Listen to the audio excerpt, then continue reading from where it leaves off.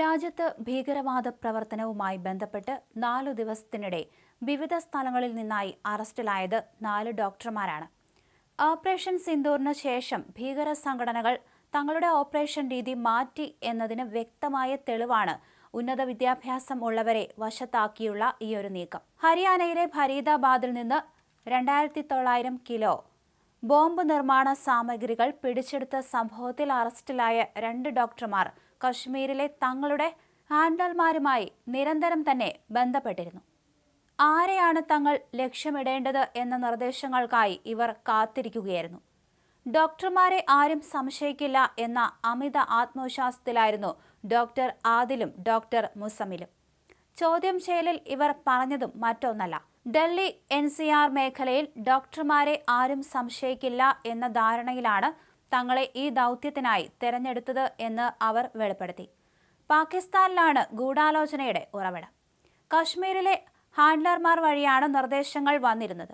ഈ തീവ്രവാദ മൊഡ്യൂളിന് ജെയ്ഷെ മുഹമ്മദ്, അൻസർ ഗസ്വത്തുൽ ഹിന്ദ് എന്നീ ഭീകര സംഘടനകളുമായി ബന്ധമുണ്ട്.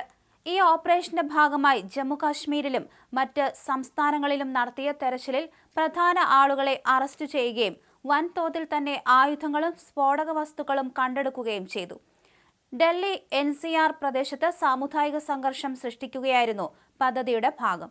2018-നും 2021-നും ഇടയിൽ കശ്മീരിൽ പരിക്കേറ്റ തീവ്രവാദികൾക്ക് ചികിത്സ നൽകുന്നതിലും ഡോക്ടർമാർ ഏർപ്പെട്ടിരുന്നു.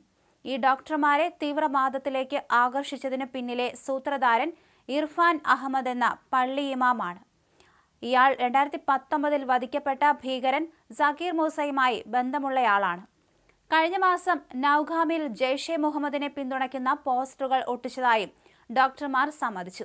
ഫരീദാബാദിൽ ആയുധങ്ങൾ ഒളിപ്പിക്കാൻ ഉപയോഗിച്ച കാറിന്റെ ഉടമയായ മുസമ്മിലിന്റെ സഹപ്രവർത്തക ഡോക്ടർ ഷാഹിൻ ഷാദിനെയും അറസ്റ്റ് ചെയ്തിട്ടുണ്ട്. തിങ്കളാഴ്ച വൈകുന്നേരം ഡൽഹിയിലെ ചരിത്രപ്രസിദ്ധമായ ചെങ്കോട്ടയ്ക്ക് സമീപമുണ്ടായ അതിതീവ്രമായ സ്ഫോടനത്തിൽ ജീവൻ നഷ്ടപ്പെട്ടവർക്ക് അനുശോചനം രേഖപ്പെടുത്തി രാഷ്ട്രപതി ദ്രൗപദി മുർമുവും ഉപരാഷ്ട്രപതി CP രാധാകൃഷ്ണനും. ഡൽഹിയിലുണ്ടായ സ്ഫോടനത്തിൽ ജീവൻ നഷ്ടപ്പെട്ടവരുടെ കുടുംബാംഗങ്ങളുടെയും സുഹൃത്തുക്കളുടെയും ദുഃഖത്തിൽ പങ്കുചേരുന്നു. പരിക്കേറ്റവർ വേഗത്തിൽ സുഖം പ്രാപിക്കട്ടെ എന്ന് പ്രാർത്ഥിക്കുന്നു. രാഷ്ട്രപതി മുർമു Xലെ പോസ്റ്റിൽ പറഞ്ഞു. എന്തായാലും രാജ്യ തലസ്ഥാനത്ത് പരിഭ്രാന്തി സൃഷ്ടിച്ച സ്ഫോടനം ഒരു ഭീകരാക്രമണമെന്ന് പോലീസ് സൂചന നൽകുന്നു. രാജ്യത്തെ നടുക്കിയ സംഭവത്തിൽ ഇന്റലിജൻസ് സ്ഫോടക വസ്തു ഉപയോഗിച്ചാണ് സ്ഫോടനം നടത്തിയതെന്ന് പ്രാദേശിക വിവരങ്ങൾ പറയുന്നു. വൈകിട്ടായിരുന്നു സംഭവമുണ്ടായത്. ചെങ്കോട്ട മെട്രോ സ്റ്റേഷനിലെ 1-ാം നമ്പർ ഗേറ്റിന് സമീപത്തുണ്ടായ സ്ഫോടനത്തിൽ 2 കാറുകൾ പൂർണ്ണമായും കത്തിനശിച്ചു. അതീവ സുരക്ഷാ മേഖലയിൽ നടന്ന ഈ സംഭവം കൂടുതൽ ആശങ്ക ഉയർത്തിയിട്ടുണ്ട്.